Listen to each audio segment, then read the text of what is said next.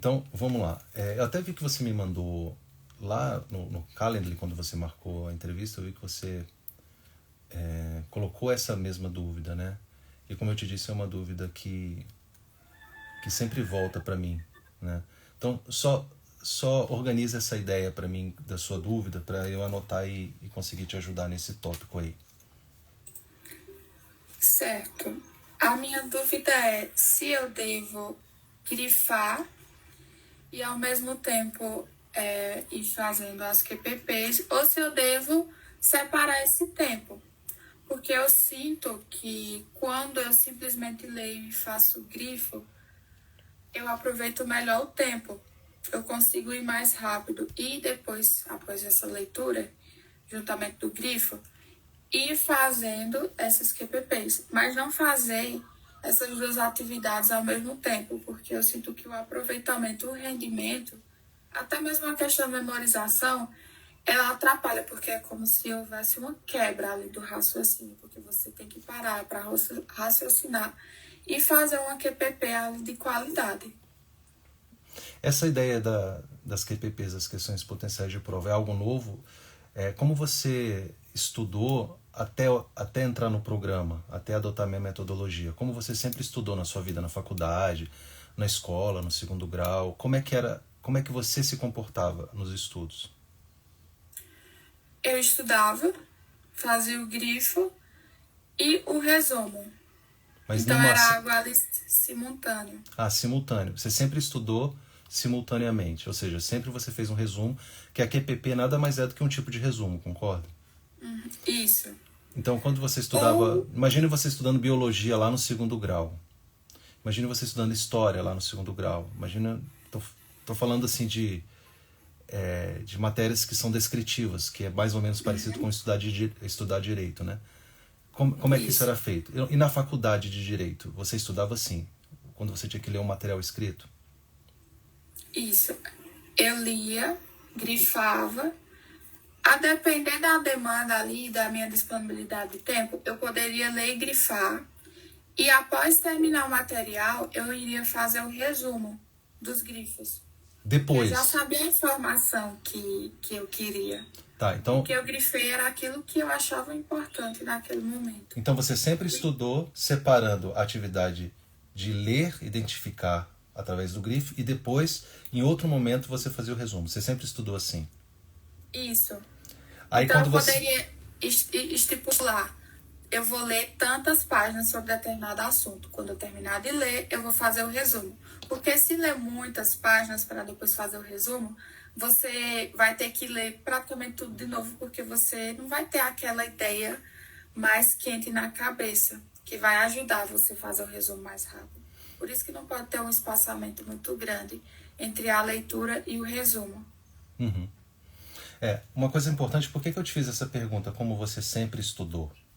Porque é muito normal, é comum assim, que quando o aluno começa a estudar para concurso, ele tem acesso a várias metodologias. Mas estudar e aprender é algo sempre muito pessoal. Depende muito da nossa formação, depende muito da nossa relação que a gente sempre teve com os estudos. Então o aluno, ele acredita que quando ele for fazer um estudo específico para concurso, ele precisa mudar tudo isso. E isso chega a ser uma violência, sabe?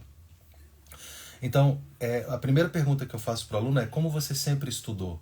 Porque é melhor a gente aproveitar como você sempre estudou e, de repente, fazer alguns ajustes do que fazer uma grande revolução nos seus estudos. Porque a tendência é que quando a gente faz essa grande revolução, ela dê errado. A minha experiência eu tenho que entender como o aluno funciona e o que eu posso fazer nos pequenos ajustes. Será que eu preciso apertar uma coisa ali, colocar um óleo ali e de repente colocar esse estudo para andar? Então, deixa eu te falar uma coisa importante que você me falou. Você meio que tem um meio termo disso, né? Qual é o meio termo? Você gosta de grifar, de ler, estudar, mas não por muito tempo. Ou seja, não muitas páginas. Isso tem um motivo, isso tem uma razão que é clara. Qual é? É que quando você...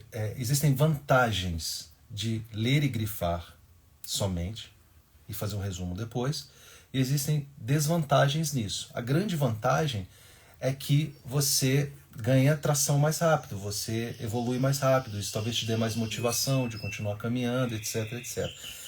Mas, ao mesmo tempo, a sua concentração, ou seja, a energia que você gasta para se manter concentrada é, em geral, maior do que quem grifa. Desculpa, quem resume ou faz QPPs.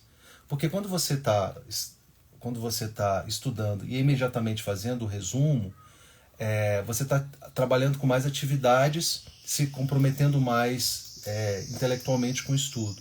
Quando você lê e grifa, o estudo tende a ser um pouquinho mais passivo. Mas não é ruim em si. Isso não é ruim em si. Porque você mesmo, através da sua própria experiência, você está dizendo, não, o que eu faço é não passar muito tempo fazendo isso. Eu estudo uma determinada quantidade de páginas e depois eu vou e faço meu resumo. Então vamos aproveitar isso, que é a sua característica, para a gente achar o ponto ótimo ali de ler, grifar e fazer resumo. Eu vou te dar uma ideia. Como você colocou 2h30 de estudo por dia, 2h30, eu acho que é razoável. Aliás, eu vou te perguntar isso. Dessas 2h30 que você coloca por dia, quanto tempo você separa para grifar? Desculpa, para fazer as QPPs, para fazer os resumos. Como eu estava tentando fazer a QPP ao mesmo tempo, e eu vi que estava muito certo, então eu demorava muito tempo. Eu acho que a média era 10 páginas, meia hora fazendo QPP, ou até mais tempo que isso. Então acho que 1 hora eu tinha lido ali umas 12 a 16 páginas e fazendo QPPs. Só que quando eu faço só a leitura com grifo, eu consigo ler quase pode até ser o triplo de páginas nesse período de tempo. E eu acho que seria interessante, por exemplo, eu fazer meia hora de leitura e uns 15 a 20 minutos ali depois da leitura, QPPs ou resumo. Eu acho que seria bem mais proveitoso. Você intercalar, né? Deixa eu te falar. Você sabe que esse resumo ele tem uma finalidade muito específica, que é ser a base para sua revisão. Porque no cronograma, como você tem um tempo específico para revisão, você precisa revisar em um material mais objetivo do que aquele material que você estava lendo no tempo de estudo. Então, e esse material de revisão é o material que você cria através do estudo. Então, só para não perder de vista que o seu resumo ou as suas QPPs, né, suas questões potenciais de prova, tem relação com isso, tá? Eu acho razoável você separar, por exemplo, dentro desse método, dentro dessa sua característica pessoal, não mudando a sua característica pessoal, como você resolveu 2h30 de estudo, a gente colocar, por exemplo, 2 horas brutas, né, de estudo e 30 minutos para você passar esse grifo em forma de resumo ou QPPs. Você pode fazer isso da forma como você... E aí é uma coisa pessoal, você tem que ir se policiando. Por exemplo, não, Lúcio, eu acho que eu consigo estudar 2 horas direto e reservar meia hora final para fazer o resumo. Ou não, Lúcio, eu prefiro trabalhar, por exemplo, 1 hora e 15 minutos. 1 hora, 15 minutos. Ou seja, essa divisão é uma coisa que você vai ter que nos estudos ir testando. Eu testaria mais de uma coisa. Então, assim, primeiro, teste o mais difícil. 2 horas, 30 minutos. Eu acho que talvez 2 horas você perca a concentração, mas é você que vai me dizer. E eu quero que você me mande um WhatsApp dizendo isso. Lúcio, testei 2 horas e a sensação que eu tive foi que eu perdi a concentração. Eu acho que você pode perder a concentração, por quê? Porque só leitura e grifo, como eu disse, você despende muita energia para manter a concentração. Entende? Faz sentido para você? Eu tô querendo acreditar que se você estudar 1 hora bruta, 15 minutos repassando o seu grifo para o resumo, 1 hora, mas depois 15 minutos, ou seja, uma sessão de estudo de 1 hora seguida de uma sessão de resumo de 15 minutos, vai funcionar bem para você. Então, você percebe que a gente parte daquilo que funciona para você e faz o ajuste, mas esse ajuste ele é no dia a dia do estudo. Então, assim, o que eu posso fazer é te orientar nessa divisão, mas eu quero que você teste. Lúcio, eu fiz assim, com 2 horas, mas eu quero que você teste com as 2 horas. Porque isso não é uma questão de adivinhação, é uma questão de teste. De você ir para o campo de batalha do dia a dia do estudo. Então você vai fazer isso, não só um dia, tá? Você vai fazer esse teste. Em um dia você vai fazer o teste de 2 horas, seguida de 30 minutos. No outro dia, 1 hora, seguida de 15 minutos. E você vai repetir esse ciclo pelo menos 2 ou 3 dias. E você vai me mandando um WhatsApp dizendo, Lúcio, realmente está funcionando melhor com 1 hora ou está funcionando melhor com 2 horas. Em relação às questões potenciais de prova, você está documentando isso onde? No Anki ou num caderno? No Anki. No Anki. Tá. E o Anki, você conseguiu se adaptar bem ao Anki? O Anki funciona bem para você? Sim, eu já usava, porque eu acompanhava você lá na época do início da faculdade. Aí eu comecei a usar, só que eu tinha parado, porque eu não usava muito pra faculdade. Aí, como eu comecei a usar mais agora, aí eu já tenho uma ideia da plataforma, não senti assim, essa dificuldade na elaboração das questões. No entanto, a minha dúvida maior é, será que eu estou elaborando uma pergunta de qualidade? Será que eu tenho usado os filtros corretamente? Aí fica essa dúvida. Assim, o processo, isso não é uma... Eu sei que essa dúvida, ela parece relevante, mas na verdade o resultado do seu resumo, o resultado da QPP, ela é relevante na medida em que você consegue fazer uma boa revisão. Porque a gente dificilmente vai conseguir falar assim, olha, através do meu resumo eu consegui colocar todas as informações potenciais de prova, eu não deixei passar detalhes, ou está muito grande, ou está muito pequeno. A medida não é essa. A medida é só você mudar um pouco a perspectiva. A medida é, quando eu vou revisar, no momento lá do meu cronograma de revisão, o meu material documentado, ou seja, o meu resumo, o meu grifo, a minha QPP, me parece legal, suficiente, eu me sinto confortável para fazer essa revisão? Essa é a primeira pergunta. Segundo, quando eu vou fazer questões, eu tenho como referência esse meu resumo para retroalimentar esse resumo, porque esse resumo inicial ele não pode ser bom. Porque se ele for bom, você é um tipo de gênio. Porque ele é uma construção. Ele é uma construção. Ele vai ficar grande, ele vai ficar pequeno, ele vai ter uma determinada forma a primeira vez que você fizer. À medida que você vai revisando com ele e vai trabalhando esse material, ele vai se tornando o seu material. Depois que você passar, você pode até vender esse material, que ele vale muito. Por quê? Porque ele tem muito do seu esforço ali. Ele não é simplesmente uma cópia de um outro material. Ele é o resultado de um esforço intelectual sobre aquele material, que começa com um resumo. Mas aquele resumo, ele pode estar grande ou pequeno em um determinado momento, mas ele vai se moldando a partir do momento que você vai usando ele para revisão e para retroalimentação. Então não é uma angústia que você precisa ter. Faça da melhor forma que você achar, que você sentir. No momento de revisar, você fala assim, tá grande. Aí você resuma o resumo. Tá pequeno, então deixa eu expandir ele um pouco mais. Quando você for fazer as questões, você está dizendo, ele não está suficiente. Ou seja, o que eu estou estudando não está dando match com as questões. Então, deixa eu colocar informações das questões no meu resumo. E aí você constrói o resumo. Se a pessoa entende o resumo não como um produto final do estudo, mas como um produto de construção, essa angústia acaba e você consegue construir um material de médio prazo. Por isso que o estudo é de médio prazo. Né? Claro que se você está estudando numa véspera de prova, isso é impossível. Você vai fazer questões e vai lá e kamikaze. Eu estou falando de um estudo sério, de pelo menos 6 meses, 1 ano de estudo. É isso.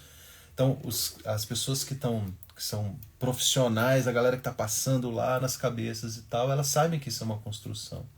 E quando você tem essa paciência, isso vai acontecer. Agora, isso depende de uma coisa importante, que é o ciclo de estudo. E você está seguindo o ciclo. Porque dentro da plataforma você tem o tempo de estudo, de revisão e questões. Se você obedecer o cronograma, é impossível você não construir esse resumo da melhor forma, ou esse seu material da melhor forma. Quando você vai fazer a revisão lá pelo Anki, por exemplo, naturalmente você pode, quando você vai revisar, deixa eu te dar um exemplo aqui. Você abre lá o seu Anki, aí aparece uma questão potencial de prova que você fez, tá? E aí quando você faz aquela questão, uma medida muito boa, isso para o Anki, tá? Para quem usa Anki, tá bom? Se você olha e fala, muito fácil, e acertou da primeira vez, eu excluo essa informação.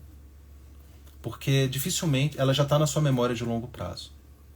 Então você abriu o Anki, tá lá. Quem descobriu o Brasil foi Pero Vaz de Caminha. Não, tá falso. É óbvio que tá falso. Quando a gente está estudando, a gente tende a colocar muitas informações óbvias nos nossos resumos, na nossa documentação, até por insegurança. Mas na hora de revisar, você vê que aquilo é óbvio. Tira, desapega. O contrário, você começou a fazer a revisão e você colocou lá uma questão potencial de prova. Aí você errou ela uma vez. Aí, em outro momento, você errou ela a segunda vez. Se você errou ela a segunda vez, ela está mal feita, ela precisa ser reformulada. Porque se você já errou uma vez e errou a segunda vez, você precisa identificar aquele erro, revisar aquele ponto e reformular a questão potencial de prova. Por quê? Porque, presta atenção, Cássia, essa revisão, essa questão potencial de prova que você faz através do seu estudo, ela não pode ser tão difícil e nem tão fácil. Ela tem que ser algo que você vai acertar confortavelmente. Entendeu? Se é uma coisa extremamente difícil, que você errou uma, duas vezes, mesmo já tendo revisado e estudado, ela precisa ser reformulada. Ela está mal feita, ou ela está muito longa, ou ela está cobrando um detalhe muito específico, difícil de memorizar. Então você tem que reforçar, você tem que reformular aquilo, de repente dividir aquilo em mais de uma QPP, de repente reformular a linguagem daquilo. Você entendeu essa medida? É mais ou menos o seguinte, eu estou aprendendo a jogar tênis. Eu preciso aprender a jogar tênis quando eu vou treinar com alguém que seja um pouquinho melhor do que eu. Porque se eu jogar tênis com uma criança de 5 anos, é muito ruim, é muito chato, eu não vou conseguir. É uma brincadeira. Se eu jogar com o André Agassi, mesmo ele velho, eu não vou conseguir nem ver a bola. Então é frustrante para mim jogar com uma criança de 5 anos, é frustrante para mim jogar com um atleta profissional. O que eu preciso? Procurar alguém que seja um pouquinho melhor do que eu, para que eu me sinta desafiado, mesmo assim eu tenho a possibilidade de jogar com aquela pessoa. A mesma coisa em relação aos seus estudos. Você sempre tem que colocar o seu estudo algum grau acima do seu nível de hoje, mas não num grau que te desmotive, nem tão abaixo que te desmotive também. E esse equilíbrio você consegue no dia a dia de estudo. Tá? Por isso que eu preciso que você faça esse teste e que mantenha contato comigo. Mantenha, pode ser um áudio, pode mandar um WhatsApp dizendo, Lúcio, funcionou assim para mim. Faz sentido para você? Sim. Não faz só sentido como é o sentido da coisa. É porque tem coisas que a gente não nota. Por isso que é importante relatar isso. Porque eu não tinha percebido isso. Para mim era uma falha minha. O quê? Isso de ou errar uma questão, achar que eu não consegui guardar essa informação bem. E quando na verdade pode ser mesmo uma questão de linguagem, uma coisa ali que não foi elaborada para mim, mas é como se fosse feito para que eu realmente errasse. Às vezes eu sinto as QPPs, essa traição. Isso. As QPPs não devem ser feitas para você errar. Elas devem ser feitas para você revisar o conteúdo. Eu posso fazer uma pergunta muito simples aqui, de uma coisa muito simples, e fazer um cara fera, profissional, errar. Eu posso pegar um conceito básico de direito penal aqui e fazer ela numa linguagem, numa dificuldade que o doutor em direito constitucional, direito penal lá da USP vai errar. Não é essa a função da questão potencial de prova quando você cria durante o estudo. É ela reforçar o estudo na revisão. Entende? Então, por isso que os filtros são importantes. Conceitos, classificações, diferenciações, esses filtros são importantes. Né? Você entende o sentido disso? Entendo. Porque eu tava pensando, eu pensava até agora há pouco, que o Anki, ele tinha que ter ali as informações, quase que todas elas, do resumo. Só que agora eu percebi que o meu resumo, ele traz ali informações relevantes e o Anki também traz, ou seja, um alimenta o outro. E não necessariamente deve conter as mesmas informações, porque eu acho que até se torna repetitivo e não perde tempo. E é muito importante também no Anki, quando você usa o Anki, que ele também seja um caderno, um caderno DENE. Lembra que eu falo que é o caderno de erros, né? Que você usa ele como caderno de erros também. Quando você vai fazer questões, por exemplo, você fez uma questão lá, achou muito difícil, ou achou assim que foi interessante, ou achou que foi, cara, isso aqui é interessante, uma abordagem, às vezes é uma coisa até simples, com um exemplo, uma abordagem que você nunca viu. O CESP geralmente nos surpreende, por exemplo, é uma banca que nos surpreende com isso, a FGV também. Aquela ideia, você passar para o Anki também é legal, que é retroalimentação, né? Você pegar e jogar lá. Então, por isso que eu falo, esse seu material está sendo construído. E à medida que ele vai sendo construído, você vai ganhando maturidade na própria disciplina, naquele estudo. Como é um estudo inicial seu ainda, é natural que você tenha insegurança em relação a isso. É muito natural, porque senão você nem estaria aqui. Mas eu quero te dizer que essa insegurança, ela é o processo de criação. Se você mudar a perspectiva, essa insegurança ela some. Porque a perspectiva é um material em construção. Eu não preciso ter isso pronto. Imagina o seguinte, eu, Lúcio Valente, vou estudar direito previdenciário hoje. Eu não sei nada de direito previdenciário, não sei nem dar o conceito de direito previdenciário, eu não sei. Se eu for começar a estudar hoje direito previdenciário, eu vou ter a mesma insegurança que você tem. Exatamente a mesma segurança, sem dúvida. Mas eu tenho a perspectiva correta de dizer, é uma construção. Essa insegurança ela vai se dissipando à medida que eu vou construindo o meu conhecimento, o meu material em relação àquilo. Tá bom? Então, tarefa de casa. 2 tarefas de casa, tá? Primeira, fazer esse teste que eu falei para você e marcar um retorno aqui comigo com mais ou menos 30 dias pra gente ver se isso está funcionando legal. Aí você pode usar o mesmo link aí da agenda, tá bom? Assim. Aí, outra coisa é em relação já as 2 atividades, né? O testar a questão do horário e o retorno. O retorno você pode marcar na minha agenda online aí, tá? Certo. Vamos botar isso para final de fevereiro, para dar um tempinho de você estudar, tá bom? Na segunda quinzena de fevereiro você marca um retorno. Certo. Daí, em relação aos informativos, minha dúvida é como usar aquela informação informativa. Porque eu estava fazendo um resumo.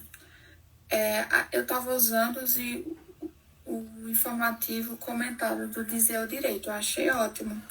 E o melhor de tudo é que é gratuito. Aí eu não usava as informações de todos os informativos, porque, por exemplo, às vezes tinha um informativo ali de direito administrativo que não condiz com o edital ou com as informações que provavelmente a banca poderia usar. Só que, ao mesmo tempo, a gente tem aquela falsa sensação de que, realmente pode ser uma informação que pode ser útil. Ou que, não, vou colocar... Vai que, né? Vai que é melhor pecar pelo excesso do que pela falta. O que abunda não prejudica. Então, porque a gente tem essa ideia de, quanto mais, melhor. Estudo. É melhor eu saber disso do que não saber. E como usar essa informação? Porque vem o informativo ali, então, um caso. Tá, mas qual é a informação que eu devo tirar ali, que realmente é relevante? E como usar essa informação para revisar? Usar, que você está dizendo, é como documentar e revisar essa informação? Isso. Tá, primeira coisa é o seguinte, no estudo de jurisprudência, tá?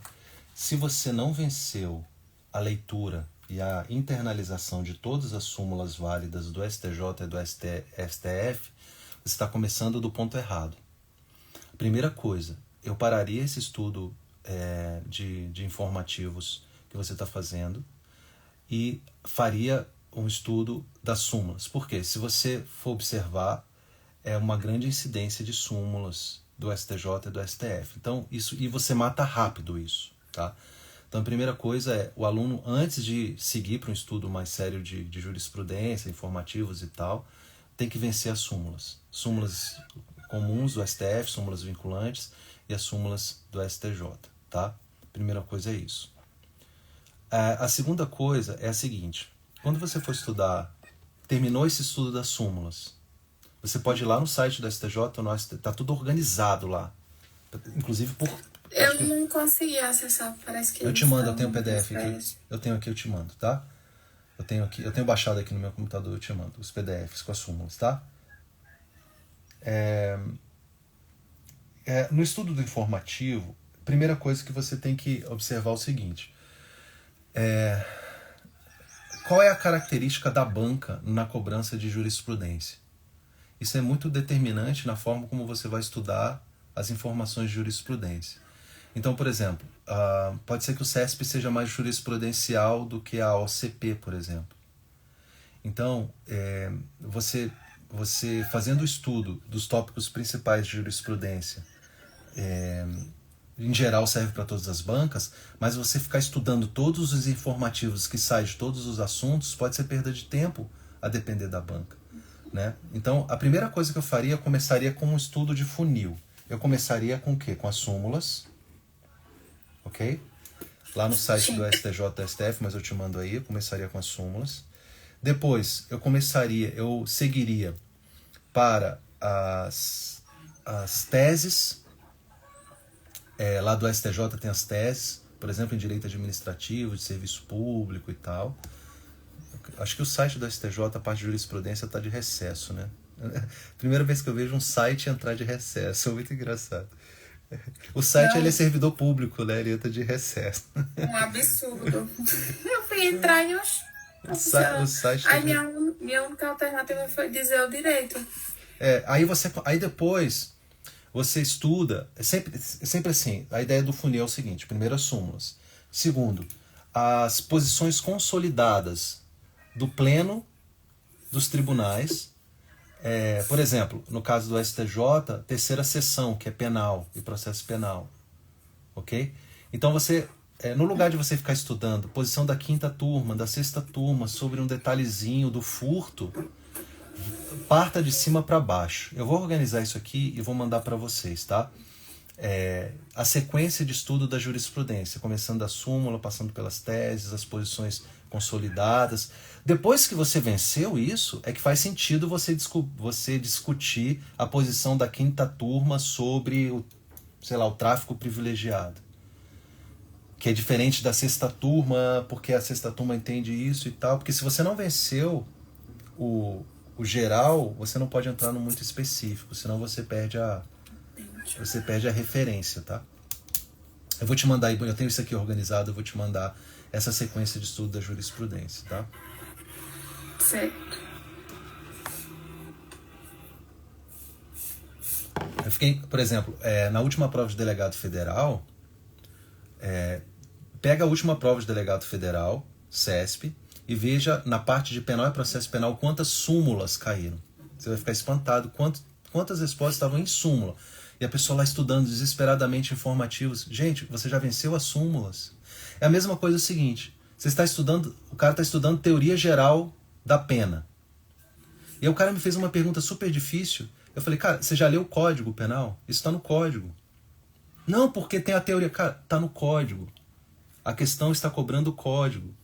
Então, muitas vezes a pessoa está lá imersa numa teoria ou numa doutrina e ele sequer lê o Código. É a mesma coisa que eu quero ser pastor e não quero ler a Bíblia. Não dá. Não dá? A pessoa ela tem que entender que existe uma base e a base é a lei. Entendeu? A base da jurisprudência, ou seja, o que é mais sólido é a súmula. Não é? É a súmula. Isso. Comece eu não pela tinha pensado nisso, por isso que é importante a pessoa. identificar, porque eu pensando assim, gente, como é que eu vou aprender esses informativos? Se fulano vem e fala isso, depois vem ciclano e fala isso, e agora, José? Como é que vai ser? É isso, é isso. Mas assim, essas dúvidas, não espere a gente ter esse encontro para você tirar. Me manda por zap, eu gravo um áudiozinho, ou mando um texto, eu prefiro texto, tá? Porque eu consigo ler em qualquer lugar. Áudio, às vezes, eu não tenho o hábito de andar com fone. Inclusive, meu fone da Apple lá quebrou e o cara me cobrou R$2.000 para arrumar. Ele custa R$2.000. Caraca! Ele cobrou R$900 por lado. Quase R$2.000. Quem tiver aí, quem sabe consertar AirPod, que chama, me mande um direct. Vamos fazer uma permuta aqui com o curso. É isso, Cássia. Obrigado, viu? E segue aí. Anota tudo isso que eu falei. Implementa que vai dar certo. Siga o ciclo, siga o programa e não é sonho. É meta. É isso. Siga aí. Beijão pra você. Tudo de bom. Mais alguma dúvida?